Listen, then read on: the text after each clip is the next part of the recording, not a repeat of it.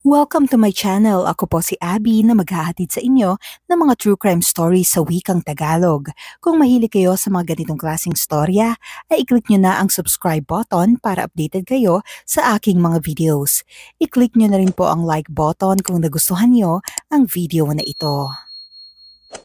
Buwan ng Pebrero taong 2022 sa Amerika, nakatanggap ng tawag ang mga pulis mula sa isang babae. Ayon sa kanya, isang balde ang natagpuan niya sa basement ng kanilang bahay.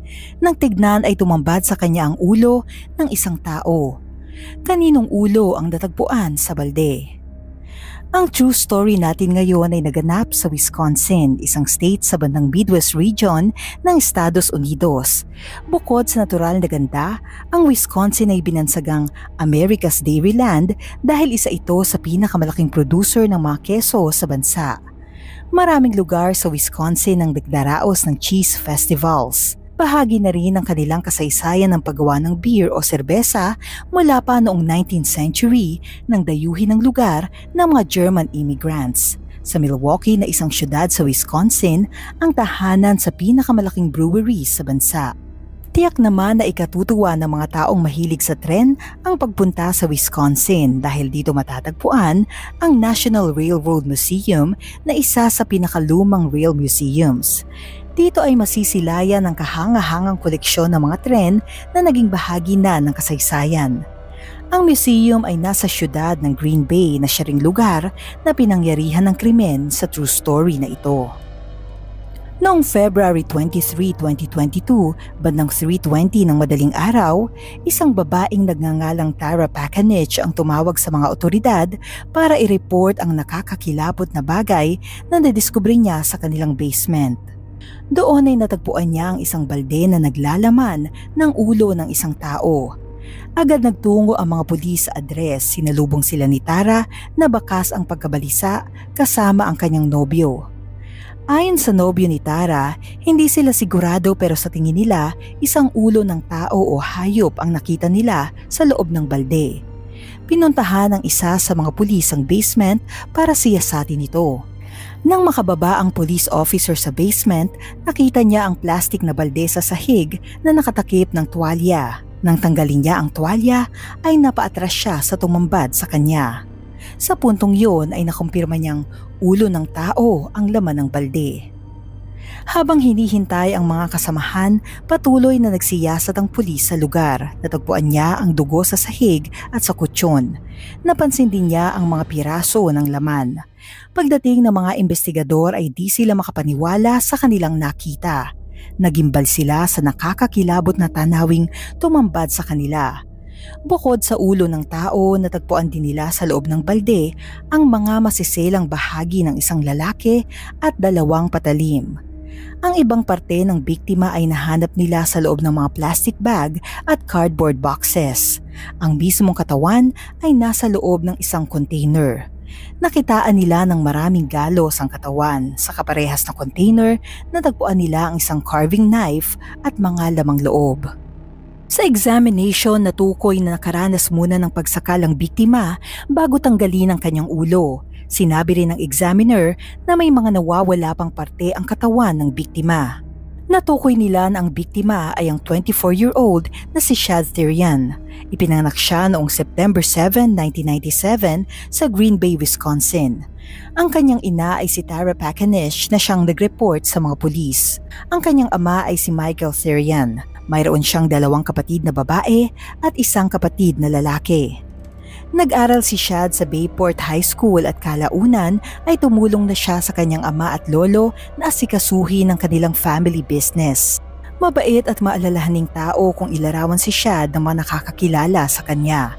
Madalas ay inaalala niya ang kapakanan ng iba bago ang kanyang sarili. Si Shad ay isa ring talented na tao, mahilig siya sa sining. Isa sa mga libangan niya ay wood carving. Mahilig din siya sa mga outdoor activities tulad ng camping at makihalubilo sa buong pamilya. Sa salaysay ng kanyang ina na si Tara, nagising siya ng madaling araw sa pagitan ng 2:30 at 3 a.m. dahil sa malakas na kalabog ng pinto. Nagpunta siya sa basement para i-check ang kanyang anak pero wala siya doon. Paakyat na siya ng hagdan nang mapansin niya ang balde kaya tinignan niya ito at doon tumambad sa kanya ang nakakakilabot na bagay. Ayon kay Tara, huli niyang nasilayang buhay ang kanyang anak noong February 21, 2022, araw ng Lunes, bandang 9:30 ng gabi. Dumating sa kanilang bahay ang isang babae dalang isang van para sunduin si Shad. Ang babae ay si Taylor Shka-Business. Siya ang girlfriend ni Shad. Si Taylor ay mayroon ng asawa at anak. Ikinasal siya noong 2018 kay Warren Chabot. Kalaunan ay pinalitan nila ang kanilang apelido ng Shka-Business. Nanirahan siya sa Texas at kalaunan ay lumipat sa Wisconsin.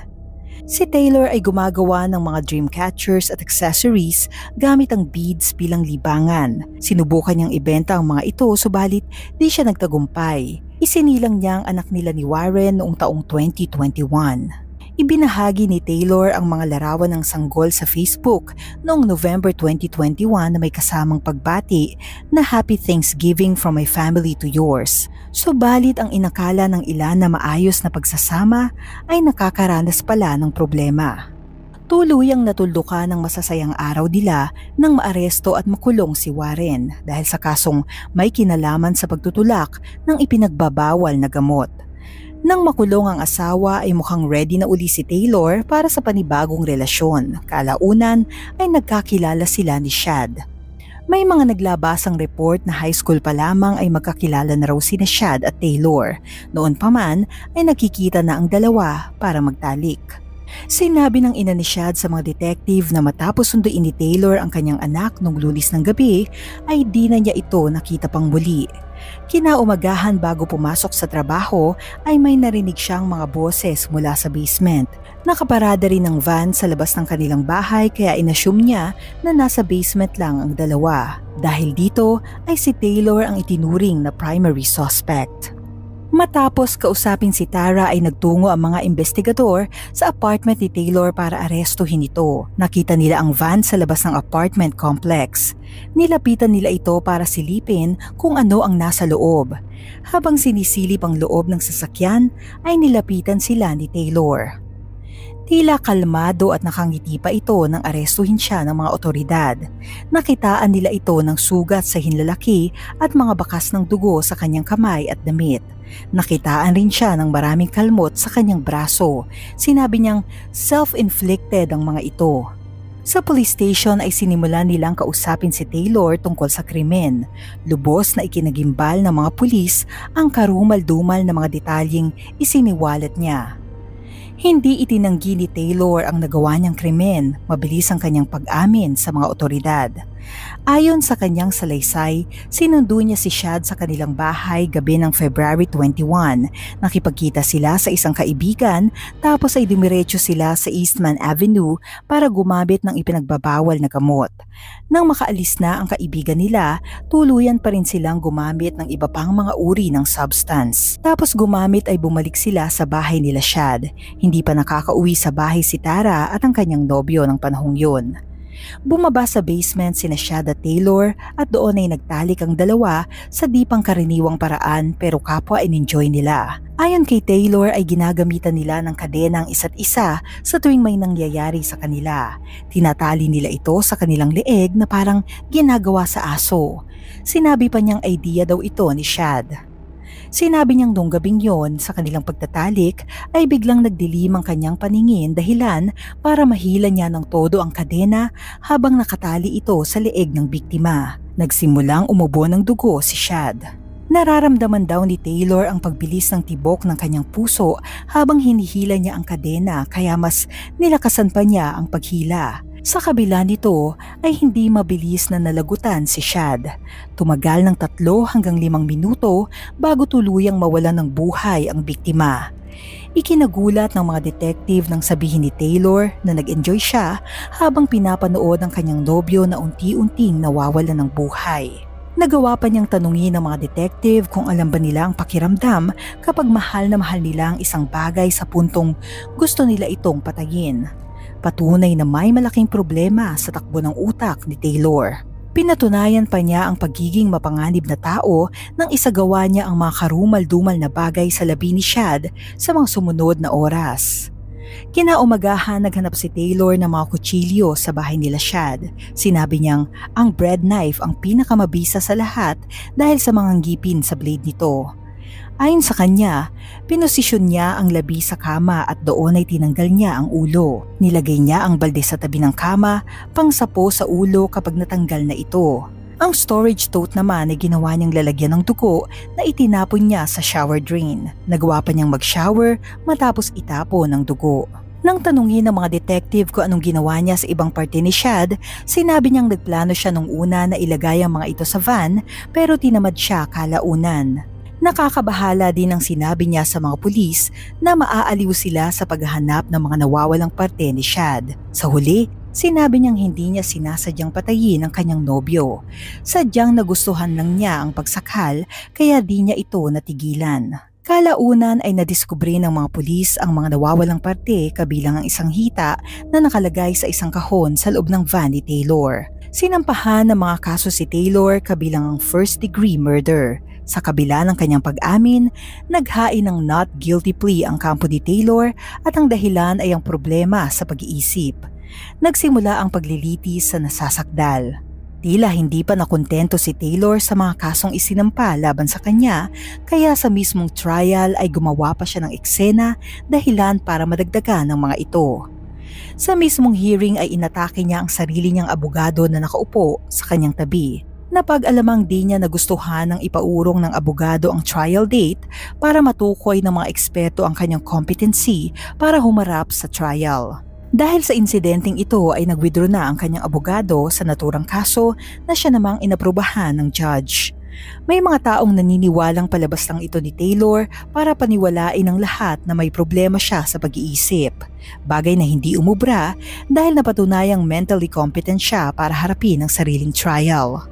Ang trial ay nagsimula noong July 24, 2023. Ipinakita sa jury ang mga masiselang larawan at video na natagpuan sa crime scene at sa sasakyan ni Taylor. Nagbigay din ng kanya-kanyang testimonya ang mga witnesses, kabilang na ang officer na rumisponde. Ayon sa isang forensic psychologist na tumestigo, inamin sa kanya ni Taylor ang kanyang pagkahumaling kay Jeffrey Dahmer na isang serial killer. Isang detective naman na nagsiwalat sa mga jury ng manakakabahalang bagay na nadiskubre nila sa computer ni Taylor. Kabilang na dito ang mga search history tungkol din kay Jeffrey Dahmer. Isa sa mga sinearch ni Taylor ay ang pagiging kaakit-akit ni Dahmer habang nasa trial. Pero ang pinakamatinding testimonya ay nagmula sa medical examiner na nagsalaysay ng mga karumal-dumal na bagay na ginawa ng salarin sa labi ng biktima. Ayon sa kanya, ang mga laman ay hiniwalay sa buto. Ang katawan naman ay hinati sa dalawa. Ang paa ng biktima ay natagpuan nila sa loob ng dibdib nito. Wala na rin daw dugo ang mga parte ng biktima dahil tinanggal na ito ng salarin. Nakitaan ng maraming saksak at sugat ang biktima. Sinabi ng medical examiner na tumagal ng ilang oras ang prosesong ito. Habang nagbibigay ng salaysay ang doktor, ay nakitang pangiti-ngiti si Taylor na parabang proud pa siya sa kanyang mga ginawa. Walang mababakas na takot o pagsisisi sa kanyang mukha. Ginamit naman ng kampo ni Taylor ang mental illness bilang depensa. Hindi raw responsable si Taylor sa ginawa niyang krimen dahil nakakaranas siya ng problema sa pag-iisip tulad ng bipolar disorder na sinamahan pa ng epekto ng narcotics. Inungkat din nila ang kanyang nakakabahalang kabataan na nagresulta sa kondisyon niya dahilan para makagawa siya ng krimen. Problemado ang kabataan ni Taylor. Ipinanganak siya sa Chicago noong November 23, 1997 sa mag-asawang Marla at Arturo. Pagtungtong niya ng 4th grade, lumipat ang pamilya sa Wisconsin. Sa kasamaang palad, pumanaw agad ang kanyang ina dahil sa liver cirrhosis at pagiging alcoholic. 12 years old pa lamang si Taylor nung panahong yun. Naiwan si Taylor at ang kanyang kapatid na lalaki sa kanilang ama. Di umano ay nakaranas siya ng pananakit buong kabataan mula sa kanyang ama. Pagtungtong niya ng 7th grade na bahala ang paaralan sa ipinapakita niyang asal, kaya nagsimula siyang makatanggap ng mental health treatment bilang lunas sa lumalala niyang kilos at pag-uugali. Niresetahan siya ng mga gamot tulad ng antidepressant at antipsychotic. Ginamit niya ang mga ito hanggang 18 years old tapos ay itinigil na niya ito. Pagtungtong niya sa senior sa paaralan, na-expel si Taylor dahil sa pakikipag-away sa kapwa estudyante. Ayon sa report, hindi na siya nakagraduate ng high school. Sa panahong yon ay lumipat siya sa Texas para manirahan kasama ang kanyang lolo at lola. Makalipas ang ilang taon noong 2017, nakulong ang kanyang ama sa salang domestic violence dahil sa pananakit sa isang menor de edad. Nasintensyahan siya ng 12 years na pagkakabilanggo. Kalaunan, isa na namang trahedya ang tumama sa pamilya. Ang kapatid na lalaki ni Taylor ay pumanaw dahil sa aksidente sa motorsiklo noong 2022. Nakadagdag na naman ito sa kaguluhan sa pag-iisip ni Taylor. Ayon sa report, labas-masok siya sa psychiatric center at muling sumailalim sa medication. Ipinatawag sa trial ang kanyang ama mula sa kulungan para tumestigo pabor sa kanyang anak. Ayon sa kanya, ay lagi siyang nag-aalala sa mental health ni Taylor dahil nakaranas ito ng hallucinations at wala sa tamang pag-iisip. Sinabi rin niya na naging mainam na ang lagi ni Taylor hanggang sa maimpluwensyahan ito ng asawa niya na gumamit ng narcotics. Sa panahon ng trial ay nagsisilbi pa rin sa bilangguan ng kanyang asawa dahil sa salang pagtutulak sa ipinagbabawal na gamot. Isang patunay sa narcotic problem ni Taylor ay ang isang criminal complaint noong taong 2020 tungkol sa isang babaeng lulong sa ipinagbabawal na gamot. Nakababahala ang kinikilos ng babae habang kumakatok sa mga pinto ng mga residente. Nang puntahan ng mga pulis ay inabutan nila si Taylor na naglalakad sa gitna ng kalsada. Nang tanungin kung anong ginagawa niya, sinabi niyang hindi siya sigurado at kasalukuyan siyang nasa ibang planeta. Sinabi rin niyang kakaturok lang niya sabay pakita ng marka sa kanyang braso. Sa isang punto ay tinadyakan niya ang mga officer nang tangkain nilang pigilan ito sa pagtawid sa kalsada habang may mga rumaragasang sasakyan. Inaresto siya at sinampahan ng battery of an officer at resisting arrest. Isa lang ito sa mga patunay na di na bago para kay Taylor ang maaresto at isa siyang repeat offender, bagay na tinatanggap sa korte. Matapos ang trial na tumagal ng 4 na araw ay ibinaba na ang hatol kay Taylor. Hindi kumbinsido ang jury na may kinalaman ng mental illness ni Taylor sa ginawa niyang krimen. Responsable siya sa kanyang mga ginawa at kailangan niyang pagbayaran ito. Bago sabihin ng sentensya, binigyan ng pagkakataon ng pamilya ni Shad na harapin si Taylor at magbigay ng kanilang mensahe sa taong pumatay sa kanilang mahal sa buhay. Nagbigay ng mensahe ang tiyuhi ni Shad. Sinabi niya kay Taylor na wala dapat sila sa sitwasyong yon at wala sana siyang nadamay na ibang tao kung tamang landas ang kanyang tinahak para mabigyang lunas ang kanyang problema. Bagkus ay isinisi niya ito sa pinagdaanan niya noong kabataan niya. Sinabi rin niya na di siya paladasal na tao pero ipagdarasal niya na sana ay sapitin ni Taylor ang sinapit ng kanyang idolo na si Jeffrey Dahmer. Si Taylor ay sinintensyahan ng habang buhay na pagkakabilanggo na walang posibilidad ng parol.